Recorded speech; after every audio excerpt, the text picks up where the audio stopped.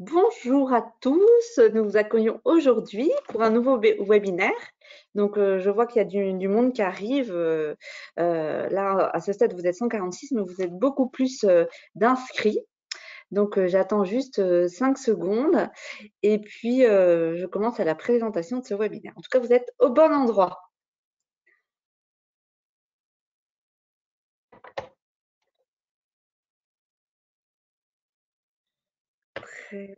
Voilà, ça arrive petit à petit. Allez, je vais commencer. Donc, bienvenue à tous, bonjour. Donc, moi, je suis Caroline Bervat, je suis membre de l'équipe Matisse et on va vous présenter aujourd'hui avec notre collègue Karine Blankert de la mission nationale Primo. Et donc, l'équipe Matisse, la boîte à outils dédiée à la prévention des infections respiratoires. Donc, c'est une boîte à outils qui a été élaborée maintenant, on travaille dessus depuis, pour certains outils, de nombreux mois. Et elle arrive en cours de finalisation. Il y a de nombreux outils maintenant disponibles depuis le mois de décembre. Elle est ouverte depuis la page est ouverte depuis le mois de décembre. Et on va vous en parler et vous décrire ce qu'il y a dedans. Donc, quand on parle d'infection respiratoire en ce moment, on pense beaucoup au Covid. Nous, on n'a pas voulu focaliser que sur le Covid. On le sait bien, hein, en tant que professionnel de la prévention des infections associées aux soins et respiratoires, il n'y a pas que le Covid, il y a beaucoup d'autres pathologies respiratoires. Donc, ça englobe toutes ces infections. Et cette boîte à outils, elle est complètement compatible avec le contexte qu'on connaît. Voilà, donc c'est une boîte à outils qui a été créée avec de nombreuses collaborations. Donc, il y a eu 8 CEPIAS qui ont été impliqués dans le travail de tous ces outils. Donc, vous les voyez listés. Il y a eu 16 établissements de santé, établissements médico-sociaux ou cabinets de ville qui ont œuvré pour la relecture et la validation de ces outils, répartis sur 7 régions. Et puis, il y a eu des entretiens semi-dirigés et un focus group réalisés avec les personnes concernées par ces outils par notre psychologue. Donc aujourd'hui, on va vous présenter ces différents outils. Vous voyez, ils sont répartis. Les boîtes à outils Matisse ont toujours la même architecture. Il y a des outils d'évaluation, des outils de formation et des outils portant autour de la communication. Et donc aujourd'hui, on va vous présenter ces différents outils. Donc en premier, ça va être Raymond Nassau, cadre de santé et membre de l'équipe Matisse en Guadeloupe, et Karine Blankert, praticien hygiéniste au CEPIAS Pays de la Loire et dans la mission Primo, qui vont nous présenter les outils d'évaluation. C'est Anne-Gaëlle Venier, donc praticien et coordonnatrice de la mission Matisse avec Raymond Nassau, qui va vous présenter les outils de formation, et Romane Barou, notre chargée de communication pour la mission Matisse, qui va vous présenter les outils de communication. Et on laissera un temps d'échange si vous avez des questions, des retours d'expérience, voilà, des choses à nous dire et des choses sur lesquelles on pourrait vous répondre. Et puis, du coup, je vais laisser tout de suite la parole à mes collègues, donc Raymond et Karine. Si vous pouvez prendre la parole, ce serait avec plaisir. Oui, bonjour à toutes et tous. Merci de nous écouter. Un grand bonjour de la Guadeloupe. Et puis, donc, je vais déjà vous présenter le premier outil, puisque c'est Shakira dans ces outils d'évaluation. Premier outil Shakira. Il y a un deuxième outil Epidepad. Et là, je laisserai la parole à Karine. Et puis, il y a un troisième outil RespiQuiz. J'y reviendrai aussi. Si je peux avoir juste la main pour montrer mon écran. Merci beaucoup. Je ne sais pas si C'est vous bon. voyez mon écran. Oui. Ça partage? Oui? Parfait, Oui, Raymond. parfait. OK. Je suis en train de revenir dessus. Voilà, donc vous pouvez d'abord aller sur le site préventioninfection.fr et là, vous tombez sur l'onglet boîte à outils. Et dans cet onglet boîte à outils, c'est là où vous retrouverez les différents outils dont je vais vous parler. Donc, en allant d'abord sous les outils d'évaluation, donc vous scrollez vers le bas, outils d'évaluation, premier outil, Shakira. Shakira, c'est un outil d'évaluation. En cliquant dessus, vous tombez sur cet outil qui est un outil d'évaluation de la prévention du risque infectieux respiratoire, qui est principalement fait avec l'objectif d'évaluer votre niveau de préparation avant une épidémie ou alors votre niveau de gestion après un épisode d'épidémie. Donc voilà, c'est ou avant ou après. Et puis, donc, cet outil, c'est un outil qui concerne bien entendu les trois secteurs, le secteur des établissements de santé, le secteur du médico-social ou le secteur du soin de ville. Et puis, c'est un outil où nous avons défini plusieurs critères pour le secteur sanitaire, le secteur médico-social. Il y a 13 critères pour la première partie, la partie avant, si on veut s'évaluer avant une épidémie. Et puis, il y a 7 critères pour si on veut s'évaluer après un épisode d'épidémie. Et puis, pour le secteur de soins de ville, là, on ne fait pas avant, après, et on évalue directement avec 12 critères. Donc, très rapidement, si je peux vous donner, si vous voulez, par exemple, vous êtes un établissement médico-social ou un établissement de santé, on va prendre l'exemple de l'établissement de santé, vous cliquez sur cet établissement, sur établissement de santé, et ensuite, vous pouvez sélectionner quel type d'évaluation, avant ou après. Donc, si vous cliquez avant, et vous pouvez directement commencer votre évaluation. Là, vous tombez euh, sur une page où il faut rentrer votre structure, rentrer le type de service que vous êtes, le nombre de professionnels de l'établissement du service et le nombre de lits et places du service et bien sûr date de l'évaluation. Et là, vous accéderez directement aux différents niveaux, niveau 1 ou niveau 2, avec les critères qu'il faudra remplir par oui ou par non. Donc, pour aller très vite, donc j'ai fait déjà une première page. Vous voyez, vous avez le nom de la structure, vous avez le nom, le type de service que c'est, le nombre de professionnels par jour, le nombre de patients, donc de lits et places par jour, la date d'évaluation, et vous rentrez, vous cochez par oui ou par non les différents items. Donc, les 8 premiers items de la première de la première page. Et puis, si on vous demandera à la fin de ces 8 premiers items si vous souhaitez compléter votre évaluation en répondant aux 5 items suivants. Donc, si vous répondez non, vous irez directement à vos résultats. Et si vous répondez oui, vous aurez accès au niveau 2 avec les 5 critères suivants. Donc, ça, c'est le même schéma pour qu'on soit dans un établissement de santé ou dans un établissement médico-social. Et puis, pour la partie soins de ville, là, il n'y a pas de niveau, il n'y a qu'un seul niveau. Et puis, à partir de là, ben, on vous dira d'accéder aux résultats une fois que vous avez coché oui ou non. Vous pouvez ainsi donc accéder à vos résultats. Et là, vous avez une page sur laquelle vous voyez votre score en fonction, bien sûr, de vos réponses, oui ou non. Un score sur une échelle de 0 à 10. Vous retrouvez votre établissement, vous retrouvez l'activité de votre service, la date d'évaluation, et puis le score sur une échelle de 0 à 10 avec un petit commentaire qui va en fonction du score que vous aurez obtenu. Et puis, vous verrez apparaître les différentes réponses avec 2 types de puces. Les puces vertes, ce sont les puces où vous avez répondu oui, donc de façon satisfaisante aux attentes de l'application. Et puis, les puces oranges, ce sont des puces où vous avez répondu plutôt non, donc de façon non satisfaisante aux attentes. Et là, vous avez directement qui apparaît un conseil qui vous est proposé et voire même parfois des liens qui peuvent vous emmener vers d'autres documents. Donc voilà, partout où vous avez répondu non, clairement, vous avez un conseil qui apparaît. Pour le niveau 1, si vous n'avez répondu qu'au niveau 1, ou pour les 2 niveaux, si vous avez répondu aux 2 niveaux.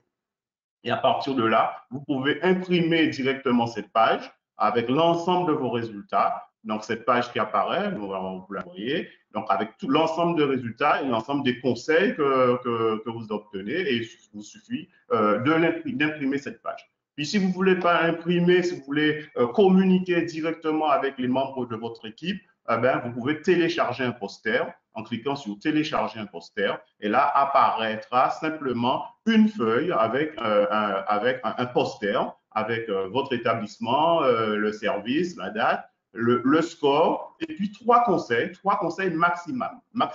Même si vous en avez plus, si vous avez répondu à plusieurs réponses, si vous avez plusieurs réponses qui ne sont pas satisfaisantes, le poster, l'application vous proposera 3 conseils, des conseils qui ont été priorisés par le groupe de travail.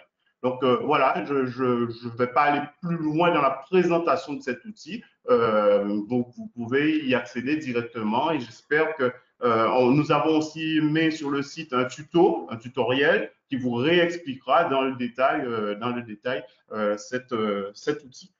Donc, vous avez bien compris, un outil pour évaluer avant un épisode d'épidémie ou après un épisode d'épidémie pour la partie établissement de santé, pour la partie médico-sociale. Mais pour le soin de ville, on ne fait pas d'avant et après. Donc, pour la partie médico-sociale, cet outil-là, il est en complémentaire, il est complémentaire de l'outil que Karine Marquer va vous présenter, qui est aussi un outil d'évaluation, mais là, c'est pendant l'épisode. Donc là, nous avons ces deux outils qui peuvent être tout à fait complémentaires sur le médico-social. Karine, je te passe la parole. Merci Raymond. Eh bien, je vais montrer mon écran. Je ne sais pas si vous voyez mon écran. Voilà, pour l'instant. C'est bon, Karine, on voit ton écran. C'est bon? Je vais essayer de me mettre en mode plein écran. Ok, parfait. Voilà. Donc bonjour à tous et meilleurs vœux encore parce qu'il est encore temps. Nous sommes au mois de janvier pour vous souhaiter plein de bonnes choses pour cette nouvelle année. Et effectivement, je vais vous présenter un outil qui est plutôt destiné donc au secteur médico-social. Alors on l'a appelé Epidepad, mais ça peut il peut être utilisé dans tous les établissements médico-sociaux et aussi dans le champ du handicap. Et comme pour l'équipe de Matisse, on a travaillé avec plusieurs CEPIAS. L'idée, c'est vraiment d'utiliser cet outil quand vous avez à gérer une épidémie dans votre EHPAD ou dans votre masse femme, dans votre secteur, votre foyer pour personnes handicapées. Donc c'est vraiment complémentaire des outils de signalement que vous connaissez, notamment la plateforme de signalement des infections associées aux soins. Alors c'est le principe de la checklist, hein, vous connaissez, c'est vraiment une somme de points critiques qu'il faut checker.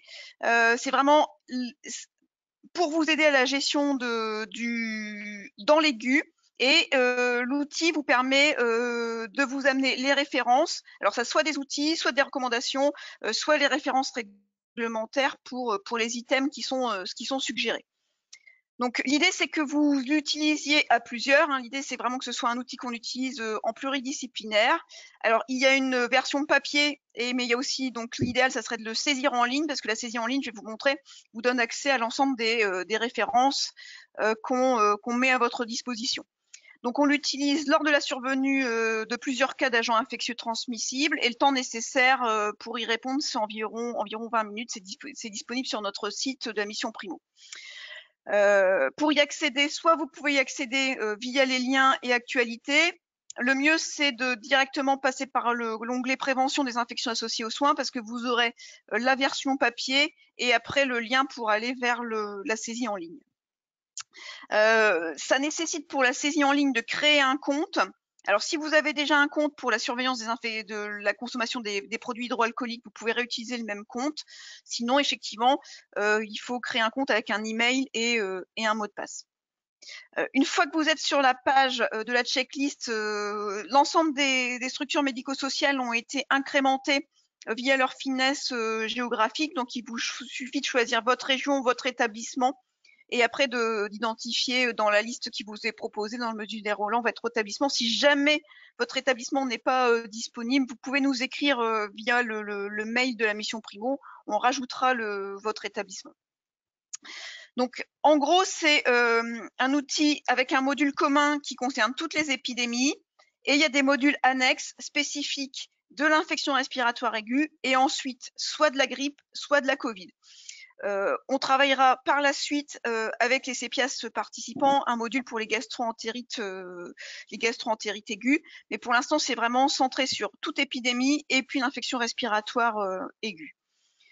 Donc c'est l'étape 1, donc le module commun de gestion d'une épidémie est organisé en deux temps. Un premier temps qui concerne les mesures immédiates. Alors, on vous a mis des codes couleurs pour le type d'action, selon que c'est une investigation, de la communication, de la formation, des soins de l'organisation. Et pour chaque item, on vous propose de checker oui ou non, j'ai réalisé l'item. Et éventuellement, vous pouvez mettre une date de mise en œuvre de l'action. La date n'est pas, voilà, c'est non bloquant. Si vous mettez pas de date, vous pourrez passer au module suivant. Donc, c'est vraiment Alors, c'est beaucoup plus complet que l'outil que vient de vous présenter Raymond, mais l'idée, c'est vraiment d'être exhaustif dans le cadre de la gestion d'une épidémie.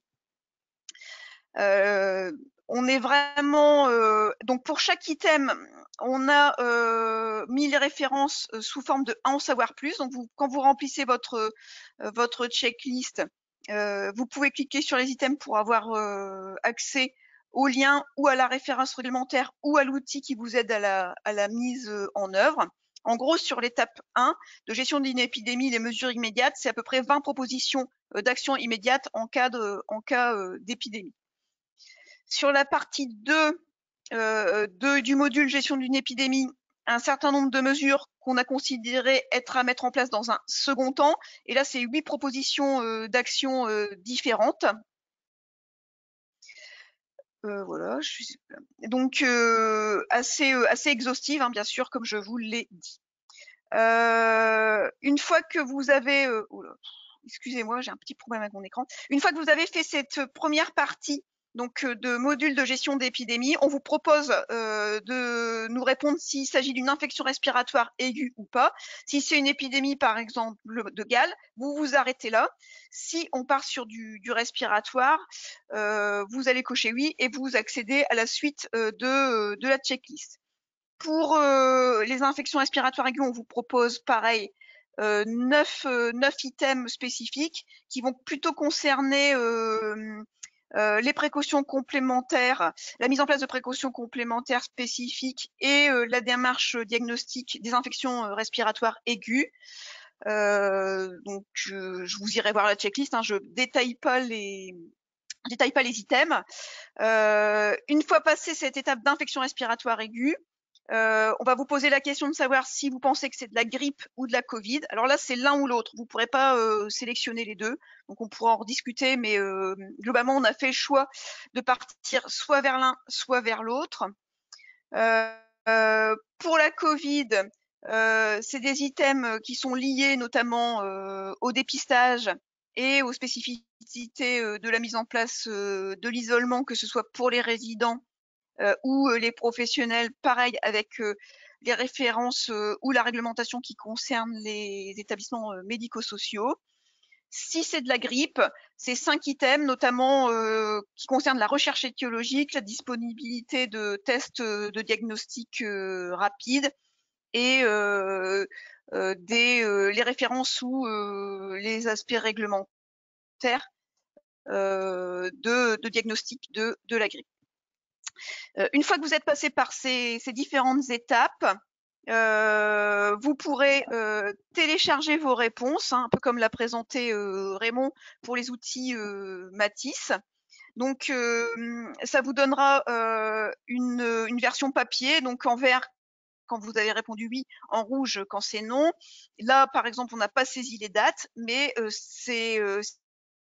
si vous avez saisi les dates, ça vous permet d'avoir un outil de traçabilité pour l'établissement. Donc effectivement, vous retrouverez le nom de la structure, la date de saisie et l'ensemble des items pour lesquels vous avez répondu oui ou non. Et sur le document, l'ensemble des liens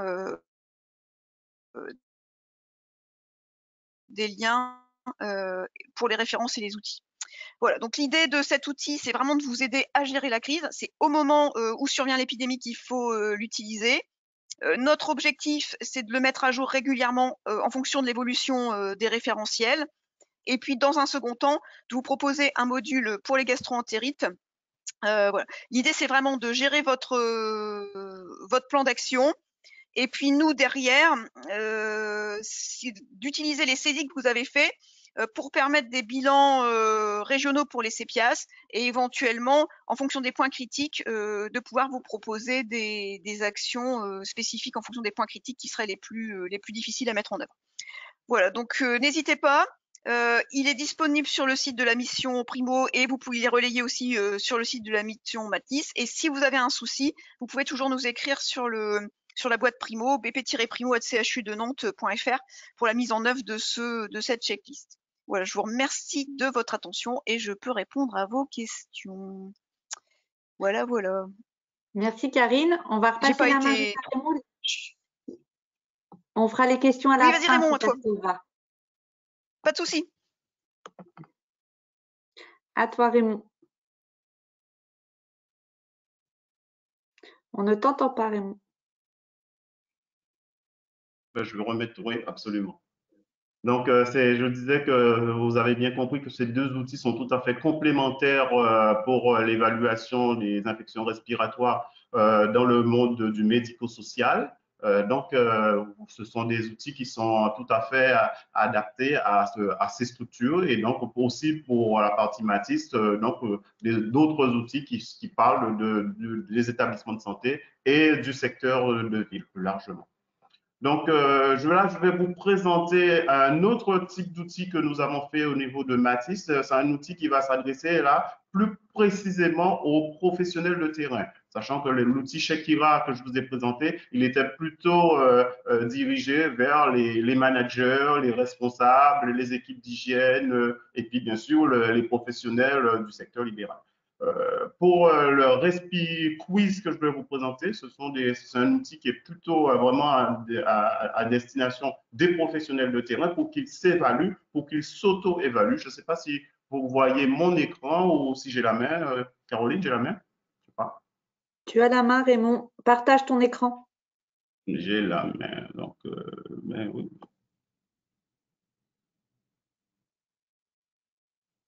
Non, je ne peux pas partager mon écran parce que je me dis que j'ai la main, mais je n'ai pas la puce pour partager mon écran, Caroline.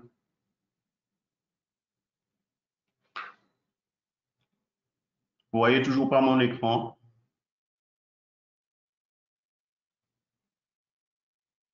Non, mais je crois que je peux pas partager mon écran cette fois.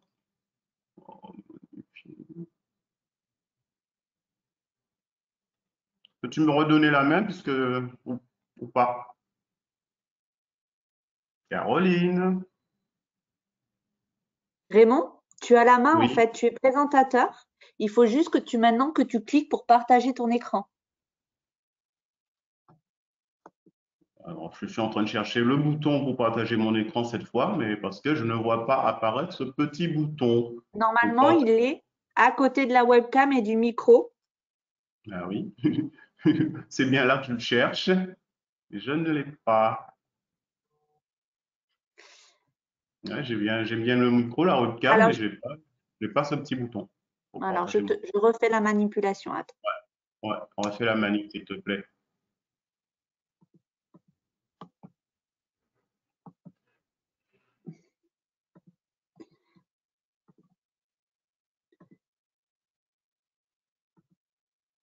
Et je refais la manip. Attention. Donc, on va voir Merci. mon écran là du coup. C'est toujours pour vous montrer qu'on est bien en direct. Hein. C'est aussi Oui, pour vous le prouver. Et ce sont les joies du direct. Donc, là, normalement, ça va être bon. Vas-y. Voilà, merci. Donc, normalement, j'ai cliqué dessus. Est-ce que vous voyez apparaître mon écran? Toujours pas? Si, c'est bon, Raymond. C'est bon, d'accord. OK, super. Donc, je vais donc vous présenter le troisième outil. Toujours dans cette boîte prévention infection, la partie boîte à outils, en allant dans les outils d'évaluation. Là, je vous ai montré tout à l'heure Shekira. Karine vous a parlé des PIDEPAD. Et donc, maintenant, je vais vous parler de RespiQuiz, qui est un outil d'auto-évaluation. Donc, vous cliquez directement sur consulter l'outil et vous avez cet outil. C'est un outil qui est bien sûr pour l'ensemble des professionnels des trois secteurs, établissements de santé, médico-social, soins de ville. C'est un outil d'auto-évaluation. C'est un outil où on va vous demander, en vous auto-évaluer, de vous mettre, de repenser aux actes que vous avez faits dans les dernières semaines et ensuite de compléter les critères de cet outil. Donc, c'est un outil qui, comme je vous l'ai dit, qui est principalement destiné à vous, les professionnels de santé de terrain, mais aussi c'est un outil qu'on peut utiliser en équipe pour évaluer les pratiques d'un groupe professionnel. Alors, pour évaluer les pratiques d'un groupe professionnel, on vous demandera simplement de mettre un code, de mettre tous le même code de façon à ce qu'on puisse extraire de la base les éléments correspondant à ce groupe. Sinon, les autres, lorsque vous répondez de façon individuelle, vos données sont anonymes et donc les résultats ne sont que pour vous. Donc, pour accéder à cette évaluation, ben, je m'évalue, vous cliquez sur la puce je m'évalue et là vous tombez sur le tableau qui vous permet de renseigner vos données. Donc là, vous mettez un code identifiant si vous voulez répondre tous de façon collective et donc avoir un résultat collectif ou un service. Et puis, de façon, sinon, vous pouvez mettre sinon le code, si vous mettez un code individuel, là, les résultats ne sont que pour vous. Et puis, ensuite, l'outil va vous proposer des questions où on va essayer d'évaluer la fréquence du port de masque, on va essayer d'évaluer la fréquence du port de P2 donc en tenant compte de certaines situations. On va essayer d'évaluer la fréquence de votre hygiène des mains après avoir jeté le masque. On va essayer d'évaluer la fréquence à laquelle vous portez des protections oculaires en fonction des situations que vous avez rencontrées.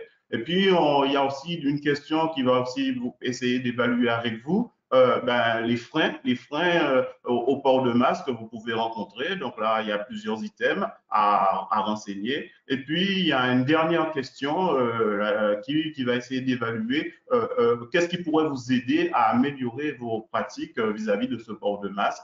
Donc là aussi, vous pouvez le renseigner. Je vous rappelle que toutes ces données sont anonymes pour nous. Bien sûr, on pourra s'en servir au niveau global pour avoir des informations concernant les besoins, les freins que vous renseignez. Mais il n'y a pas on n'a pas c'est anonyme pour nous. On n'a pas vos noms, on n'a pas vos coordonnées. Et puis à la fin, donc, qu'est-ce qu'on vous demandera? Simplement de dire quel type de professionnel vous êtes, médical, paramédical, médico-technique, etc. On va vous demander de sélectionner le type d'établissement dans lequel vous travaillez, établissement de santé, médico-social ou soins de ville. Et puis, on va aussi avoir besoin d'avoir comme information la région dans laquelle vous exercez sur le territoire français. Et puis, une fois que vous aurez rempli ça, donc vous voyez, on n'a aucune donnée personnelle. Et vous allez pouvoir valider et ensuite voir votre score qui va apparaître dans un poster tel qu'on vous l'a déjà montré. Il y a chaque fois, on vous propose un poster facile, simple, qui récapitule vos résultats et avec les données que vous avez renseignées.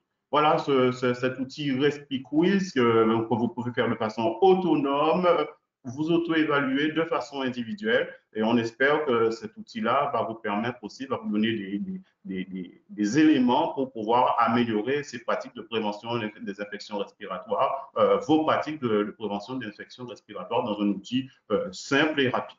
Voilà. Et je vous laisse en prendre connaissance en allant sur notre site. Merci beaucoup. Merci Caroline. Merci beaucoup. Merci beaucoup Raymond, merci beaucoup Karine. C'était super clair et du coup on comprend bien qu'il y a de la complémentarité entre les différents outils. Alors je vais donc désolé Raymond pour le partage d'écran et je vais remettre un petit peu le diaporama pour essayer. Est-ce que vous voyez bien mon écran? Pour vous récapituler où est-ce qu'on se trouve, donc on a fait la partie les outils évaluation avec Checkira qu'a présenté Raymond, EpiDepad qu'a présenté Karine et RespiQuiz qu'a présenté Raymond de nouveau. Et là, on va attaquer avec Anne-Gaëlle qui va nous présenter les outils de formation. Anne-Gaëlle, dès que tu as envie d'avoir la main, tu me fais signe et je te laisse parler. Merci, c'est très gentil. Meilleurs vœux à tous. Je vous souhaite surtout que l'année soit plus calme qu'en son début pour nous tous.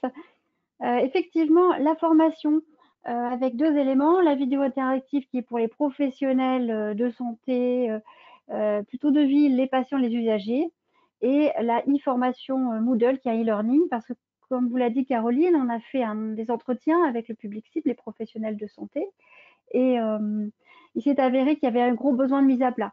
La crise Covid, ça a permis de rappeler certaines notions que les gens avaient perdues, mais ça a aussi un peu mélangé les informations qui étaient parfois contradictoires. Donc, dans cette formation, on fait vraiment de la mise à plat. Et comme on vous l'a indiqué, cette boîte à outils, elle peut être utilisée en période Covid, mais on veut surtout que les gens soient prêts pour l'après-Covid. C'est-à-dire qu'est-ce qui va nous rester, qu'on garde au moins des bonnes mesures, de mettre un masque quand on tousse ou qu'on a de la fièvre, de ne pas aller voir son proche en EHPAD quand on est malade, ou de tousser, éternuer dans un mouchoir ou dans son coude.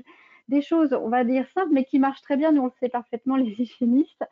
Donc vraiment des outils pour l'après-Covid, mais qui peuvent être utilisables dès maintenant. Donc oui, je veux bien la main, s'il te plaît. Je vais vous présenter ces deux outils brièvement.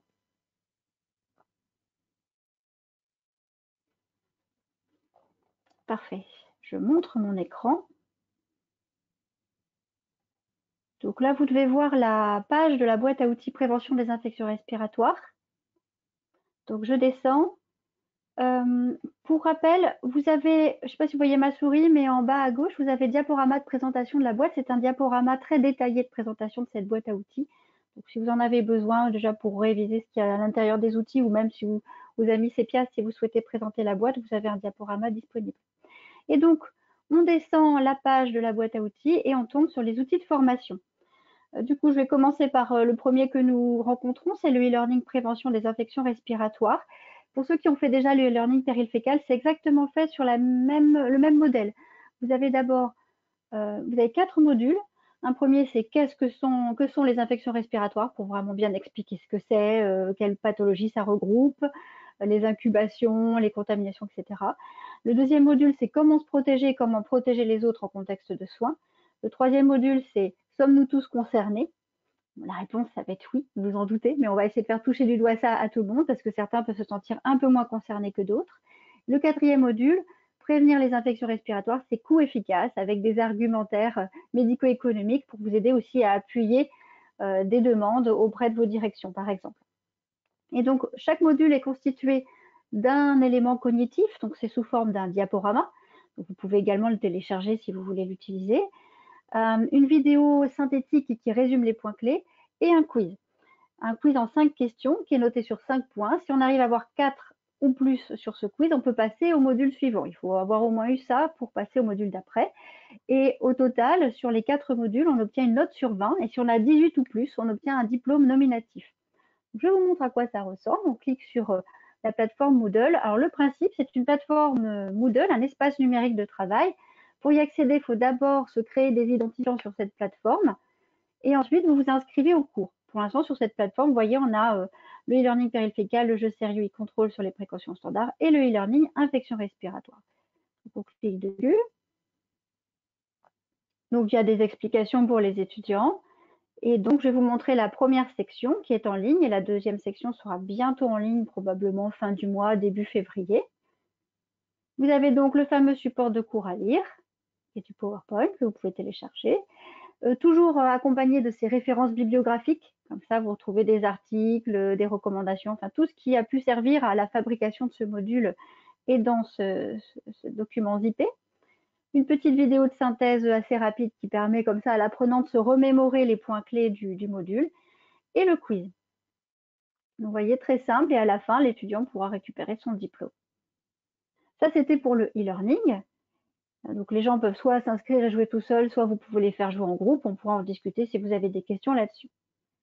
Ensuite, quand on va toujours sur la page, donc cette fois-ci, le deuxième outil de formation, c'est la vidéo interactive Faites le bon choix.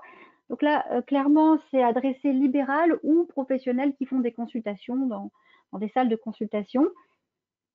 Là également, vous cliquez sur Tenter l'expérience. Et donc, c'est comme un peu la vidéo dont vous êtes le héros. Vous allez choisir d'être soit la patiente, soit le médecin. Et vous allez essayer de faire les bons choix pour éviter de transmettre des virus respiratoires lors de la période de consultation et même un peu plus avant. L'objectif, c'est vraiment de sensibiliser au message clé, on vous l'a dit, toujours pareil dans la période plutôt de l'après-Covid. Donc, vous pouvez faire jouer les usagers ou les professionnels de santé. Il faut savoir qu'on joue de façon individuelle, on peut jouer en groupe. En tout cas, quand on joue de façon individuelle, on va obtenir après un bilan de son parcours. On va voir les bons et les mauvais choix qu'on a pu faire. Et également, il y aura une petite animation qui rappellera les points clés à retenir de cette mini-formation ludique. Donc, des conseils personnalisés aussi en fonction du choix qu'on a fait. Donc également, si ça vous intéresse, il y a une méthodologie disponible, un mémo, pour bien comprendre comment l'utiliser, sur télécharger le mémo. Et puis après, vous pouvez démarrer et voir choisir vos vidéos, choisir votre personnage. J'en dis pas plus, vous aurez peut-être des questions après. Merci beaucoup. Merci Anne-Gaëlle pour cette présentation. Alors, je me redésigne comme présentateur pour vous montrer où est-ce qu'on en est. Hop. Ok, montrer mon écran et je partage. Ok, donc Anne-Gaëlle vient de terminer avec la présentation des outils de formation, la vidéo interactive Faites le bon choix. Excusez-moi, ça plante. Faites le bon choix et l'e-learning. Et maintenant, je vais passer la parole à Romane Barou, qui a coordonné les outils de communication de cette boîte à outils prévention des infections respiratoires. Je vois déjà qu'il y en a certains qui posent leurs questions sur le chat. On va y répondre après la présentation de Romane et n'hésitez pas à commencer à les poser. Et je passe la parole à Romane et je te passe la main, Romane, d'accord? Oui, merci. Alors, bonjour à tous. Donc, comme mentionné, moi, je vais vous présenter les différents outils de communication qui sont présents dans cette box. Alors, ok, donc ça devrait venir pour l'instant. Est-ce que je peux partager mon écran? Non, pas encore. Oui. Romane, tu t'identifies sous quel nom là? Parce que je ne te trouve pas. Romane Barou. Donc, c'est... Tu ne me trouves pas? Intervenant. Pourtant, je suis bien dans le... Oh, excuse-moi. C'est bon. Ok, super. C'est pour toi. Ok, ça fonctionne. Alors, ça devrait pas tarder à arriver. Hop. Alors, est-ce que vous voyez mon écran? On le voit bien, Romane. Ok. Alors, moi de mon côté, ça bug un peu. Je devrais être sur la page. Ok. Donc, sur le site. Donc, pour vous présenter ces outils de communication, pour les localiser, c'est très simple. Ils sont juste en dessous de la rubrique donc outils de formation. Hop. Donc, en dessous de la présentation de la vidéo interactive. C'est la dernière rubrique. Alors, vous allez trouver plusieurs choses, et notamment en premier lieu, un lien vers la web-série Opération Prévention. Donc, cette web-série, elle est disponible sur une page dédiée. Donc, je l'ai déjà ouverte dans cet onglet, mais si vous voulez y accéder, vous pouvez cliquer sur ce bouton « Accéder au contenu » et vous allez arriver sur cette page. Alors, je remonte au début. Donc, il s'agit de la page dédiée à la web-série Opération Prévention, qui a été réalisée spécifiquement dans le cadre de cette boîte à outils. Et donc, l'objectif, c'est que vous ayez en complémentarité des outils d'évaluation et de formation, des outils qui vont vous permettre de diffuser en fait les messages de bonne pratique. Alors, comme on l'a dit, des messages de prévention des infections respiratoires hors cadre Covid-19. Donc, que vous puissiez diffuser en fait, voilà, en interne ou en externe, via des courtes vidéos, les bons messages. Donc là, il s'agit de scénettes fictives un peu humoristiques et qui reprennent un petit peu tous les bons messages sous le slogan « Contre les infections respiratoires, jouons collectif ». Et donc l'objectif, c'est de mettre en valeur chaque type de cible, c'est-à-dire professionnels de santé, usagers ou patients, et démontrer leur œuvre collective par les petits gestes pour prévenir les infections respiratoires. Donc on a 3 épisodes et chaque épisode est dédié à une cible. Donc le premier épisode, professionnel de santé, le deuxième épisode, patients et usagers des structures de soins, et le dernier épisode qui sera dédié aux managers de santé. Donc sur cette page, dans un premier temps, vous allez pouvoir découvrir la web-série avec une méthodologie d'utilisation qui est disponible via ce bouton et que vous pouvez télécharger, qui explique un petit peu tout ça et dans quel cadre vous allez pouvoir utiliser, réaliser cette campagne de communication. Évidemment, sur la page, vous allez pouvoir trouver donc le lien vers le premier épisode qui est disponible avec 3 personnages principaux qui sont des professionnels de santé. Et vous allez avoir d'autres outils complémentaires en fait à ces épisodes qui vont vous permettre de diffuser cette web-série, cette campagne de communication. Et on a notamment une série d'affiches. Donc vous avez une affiche déclinée par chaque épisode qui sont toutes disponibles, bien que les épisodes ne soient pas encore tous sortis. Donc vous avez une affiche pour chaque épisode et vous avez également une affiche collective pour l'ensemble de la web-série qui est disponible dans le kit que vous allez pouvoir télécharger ici. Donc cette dernière affiche n'est pas exposée ici, mais vous allez pouvoir la retrouver là.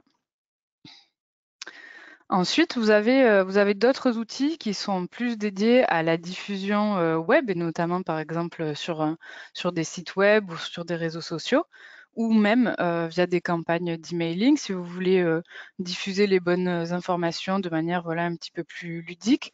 Vous avez des bannières web, donc elles peuvent être intégrées dans des signatures mail, par exemple, elles peuvent être intégrées dans un bandeau de site web. Et puis pour les réseaux sociaux, vous avez des GIFs qui reprennent le slogan, donc contre les infections respiratoires, jouons en collectif, et qui sont déclinés par personnage. Voilà. Donc si vous vous identifiez un petit peu plus à un personnage, si vous avez un personnage préféré, vous pourrez diffuser les bons messages via celui-ci. Donc comme les autres outils, tout est disponible sur la page dédiée et vous pouvez télécharger les bannières et les GIFs que vous récupérez sous forme de dossiers compressés. Voilà pour cette web-série Opération Prévention. Donc, comme je l'ai dit, le premier épisode est disponible et les 2 autres épisodes sont bientôt sont à venir, notamment le 2e épisode qui devrait voir le jour très prochainement. En attendant, si vous diffusez, notamment sur les réseaux sociaux, cette campagne de communication, vous pouvez utiliser le hashtag Opération Prévention pour que nous, on puisse aussi vous repérer et puis relayer votre publication. Donc ça, c'est pour la web-série, pour cette boîte à outils. Et donc, si je reviens sur la page principale de la boîte à outils, nous avons également un autre outil complémentaire. Donc, il s'agit également d'une campagne d'affichage. Et donc, on a une déclinaison de 3 affiches spécifiques qui ont été réalisées en fait à la suite des résultats obtenus du quiz que nous avions lancé l'année dernière sur le déconfinement et les bonnes pratiques de prévention des infections respiratoires et du Covid. Et donc, vous allez pouvoir trouver une affiche spécifique aux techniques de prévention, une affiche spécifique au mode de transmission et une affiche spécifique aux bonnes pratiques. Donc, ces 3 affiches sont là et elles sont disponibles en téléchargement, cette fois-ci directement sur la page de la boîte à outils.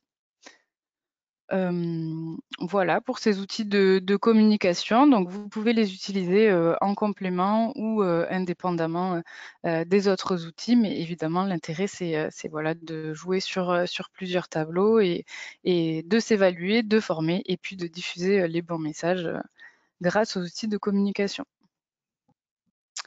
Voilà pour moi. Donc, n'hésitez pas, si vous avez des questions, je suis disponible juste après.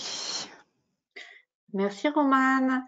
Alors, je vais reprendre la main pour montrer la diapo qui synthétise tous les outils que vous avez présentés. Et maintenant, on va pouvoir, voilà, si vous avez des questions pour les différents intervenants, on va pouvoir y répondre. N'hésitez pas à aller dans le chat, écrire votre réponse, votre question, et nous, on essaiera d'y répondre à l'oral. Mon écran. Ok. Bon, voilà, je vous ai remis la diapo qui synthétise un peu tous ces outils et on a des premières questions, donc je vais vous les poser. Donc là, je pense que c'est plutôt pour Raymond, une question de quelqu'un qui se demande si Checkira est accessible ou pas à ce stade, l'outil que tu viens de présenter. Raymond.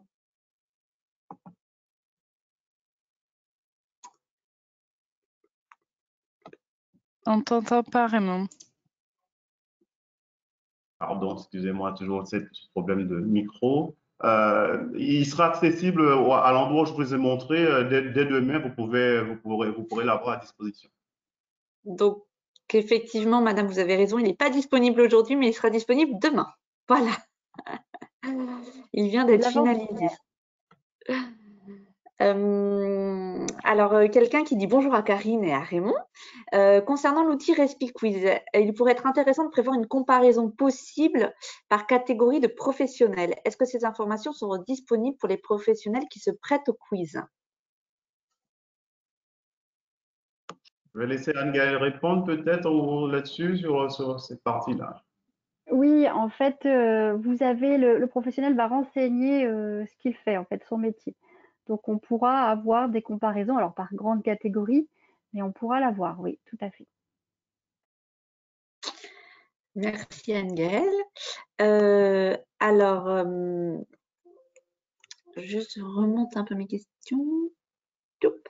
Alors, ça, c'est une question juste pour Karine, un peu en marge. C'est juste un signalement pour dire que le QR code sur votre fiche TROD, il ne fonctionne plus. Voilà, ça, c'est un aparté. Ok, merci. Voilà. Et j'ai été tester, effectivement, je pense qu'il faut renouveler le QR code, en fait. Donc, c'est noté, on a transmis l'info. Une question, voilà, on nous demande comment on a prévu de faire diffuser aux professionnels de santé libéraux indépendants les outils qui pourraient leur être utiles. Moi, je vais vous parler de la vidéo interactive qui était dédiée plutôt pour le secteur de la ville. Donc, moi, j'ai averti tous les URPS de ça. De l'existence de cet outil, et après on en a fait de la promo sur les réseaux sociaux auprès des professionnels de ce secteur, mais on est d'accord que cette cible pour l'instant reste un petit peu plus compliquée pour nous à atteindre que historiquement, c'est quand même les établissements de santé avec qui on était en relation, et puis après les établissements médico-sociaux. Donc c'est une cible qu'on atteint petit à petit, mais c'est pas évident de faire passer tous nos outils. Si certains veulent répondre autres, alors moi j'ai parlé en mon nom pour la vidéo interactive, enfin pour cet outil-là. Mais si d'autres veulent répondre sur cette question-là, allez-y, n'hésitez pas. Moi, je veux bien. C'est vrai que c'est pas évident de toucher la ville, c'est nouveau pour nous. Et c'est sûr que vous, les participants, si vous avez des relais, si vous avez des contacts, n'hésitez pas à leur diffuser ces outils qui sont adaptés aux libéraux, que ce soit la vidéo interactive ou RespiQuiz, parce que plus on arrivera à toucher dans nos régions, dans nos départements, et mieux ce sera. Et c'est vrai que on travaille, on a une réflexion avec Primo et Santé publique France pour pouvoir justement faire en sorte de se faire connaître et faire connaître tous ces outils qui, quand ils sont testés par des libéraux, sont très appréciés. On compte sur vous aussi. Si vous avez des contacts, des copains libéraux, n'hésitez pas aussi. On sait mobiliser tous les réseaux.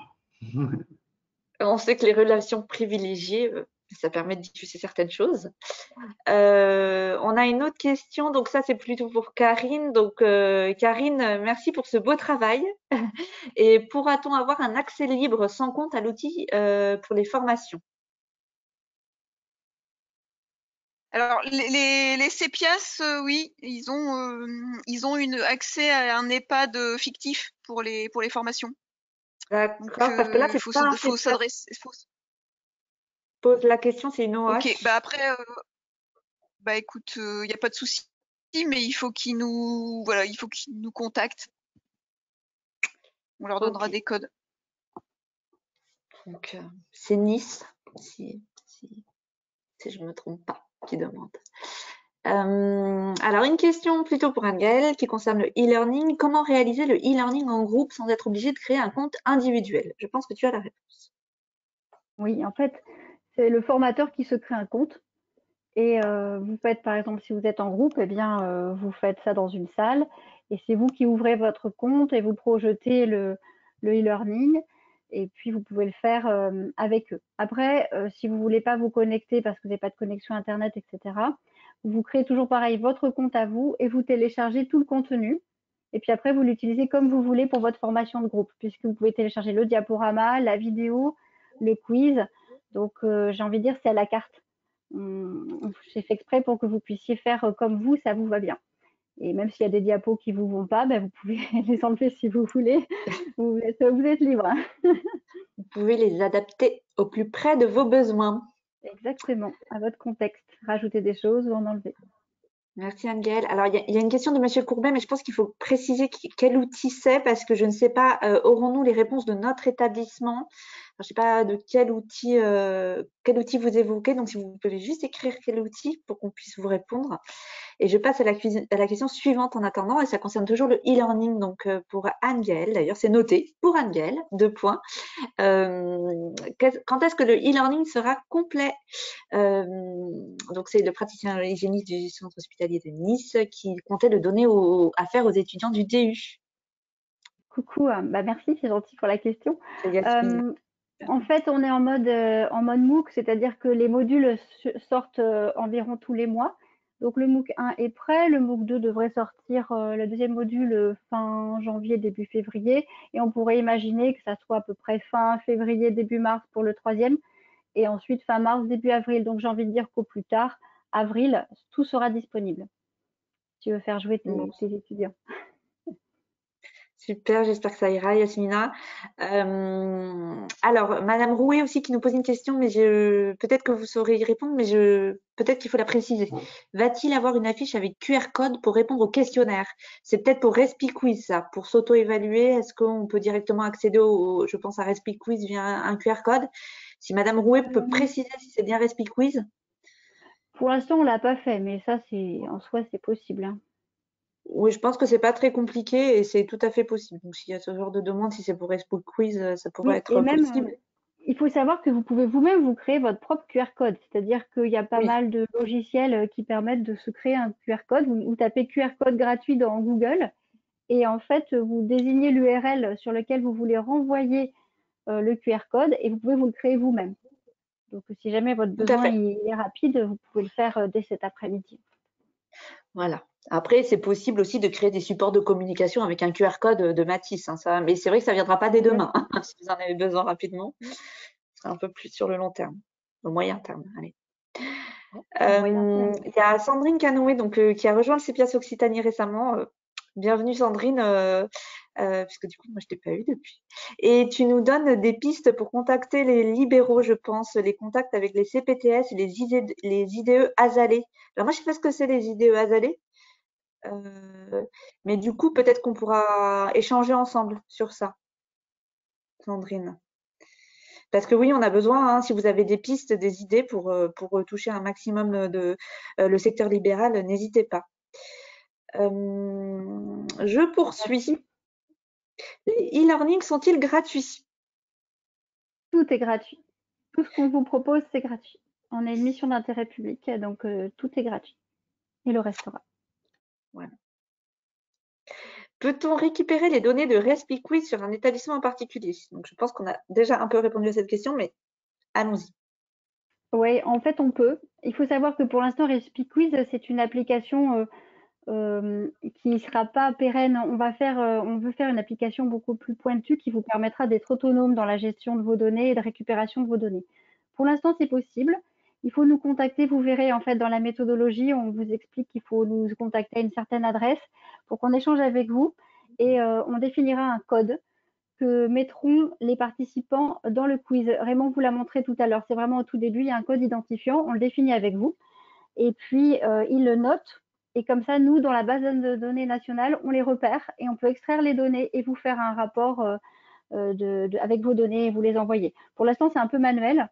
Je suis désolée de ça, mais après, on pourra sûrement avoir une application bien plus évoluée. On a un marché qui doit passer.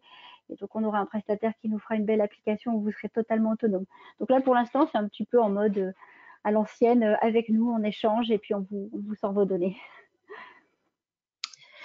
Merci Anne-Gaëlle. Donc juste une personne qui nous donne aussi une petite information, je pense qui est importante, c'est qu'elle travaille en soins ambulatoires en tant que salariée d'un centre de santé et en fait elles peuvent pas adhérer aux URPS. Eux, ils sont adhérents à, je suppose, la FNCS, c'est la Fédération nationale des centres de santé. Et elle nous remercie pour les outils. Elle arrive à les adapter en tant qu'hygiéniste aux IDE en soins à domicile et à SDCIAD. Mais voilà, elle attend vivement des informations et des outils de formation clés en main pour ce secteur-là. Donc, merci pour cette information. C'est très gentil, il ne faut pas hésiter à se rapprocher de nous parce que notre objectif, c'est vraiment que nos outils s'adaptent à tout le monde. C'est pour ça que, par exemple, on avait créé Pulpe Friction, l'outil d'hygiène des mains en Excel pour les services de santé au travail. Donc, pour les maisons de santé, si vous avez des envies, bah, vous nous écrivez, puis on sera content d'échanger. Tout à fait. Quelqu'un d'autre qui nous donne une petite astuce. On peut penser à passer via la visite médicale de l'industrie pharmaceutique pour diffuser ces outils. Alors, je ne sais pas trop comment ça se passe concrètement, mais n'hésitez pas à nous en dire un peu plus. Passer par les ordres. Alors oui, effectivement, les ordres, on est passé par les ordres. Alors peut-être que dans certaines régions, c'est plus facile. C'est vrai que nous, c'est pas très très réactif dans les ordres qu'on a contactés, mais on essaye de les informer. Je pense que vraiment, c'est dépendant des personnes aussi et des relations. Là, je vois que c'est un CEPIAS c'est Carole Dumas du CEPIAS Grand Est. Ça dépend aussi de chaque relation, chaque CEPIAS a avec son URPS, ses ordres. Je pense que ça dépend des régions, en fait. Donc, et merci en tout cas. Et je note que vous avez peut-être des relations privilégiées avec votre ordre dans le Grand Est. En ville, les centres de santé seraient intéressés. Vous pouvez passer par la Fédération nationale. Donc ça, c'est intéressant. C'est la deuxième remarque qu'on a en ce sens. Et moi, je n'avais pas du tout identifié cette fédération. Donc, je pense qu'il faut qu'on se le note quelque part, mes collègues. Y aurait-il une place pour une question en marge de la présentation box 3, mais concernant le risque respi? Alors, c'est à côté de la box 3, oui, c'est possible. Il nous reste 3 minutes, mais je vois le mot dont on parle beaucoup en ce moment dans la presse.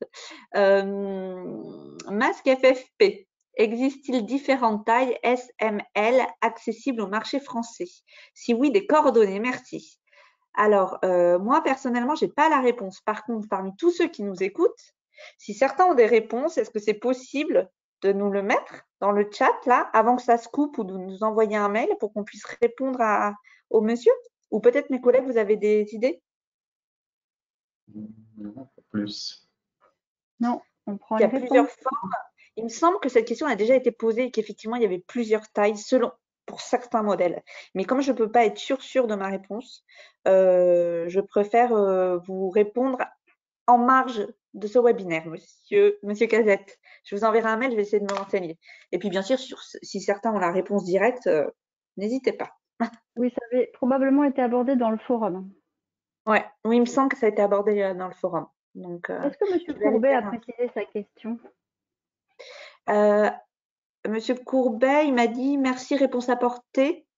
Il a précisé? Non, bah c'est bon alors. C'est parce qu'on ne sait pas sur quel outil c'était. Alors, du coup, bien sûr, on peut en rediscuter. Alors là, c'est Monsieur Meyer qui nous disait qu'on pouvait passer via l'industrie pharmaceutique, enfin via les visites médicales de l'industrie pharmaceutique. Donc, Cédric Meyer, vous pouvez nous contacter. Donc, c'est info.repias. Donc, c'est info.repias, REPIAS, @chu-bordeaux.fr. Voilà, comme ça, vous pourrez nous en dire plus. Ou alors, vous nous contactez directement par téléphone. Sandrine aussi qui nous indique que l'Association nationale des médecins du travail. Oui, c'est une bonne idée. En plus, j'avais des relations avec eux. On pourrait aussi voir avec eux. Oh là là, on a plein d'idées. Les associations de médecins coordonnateurs. Alors oui, alors on les a contactés, les associations de médecins coordonnateurs. J'en ai contacté 2. Pour l'instant, j'ai pas vraiment eu de réponse. Donc peut-être qu'ils sont sur autre chose en ce moment. Il y a quelque chose sur le feu, je ne sais pas, mais voilà, on ne va pas laisser de toute façon, on va insister.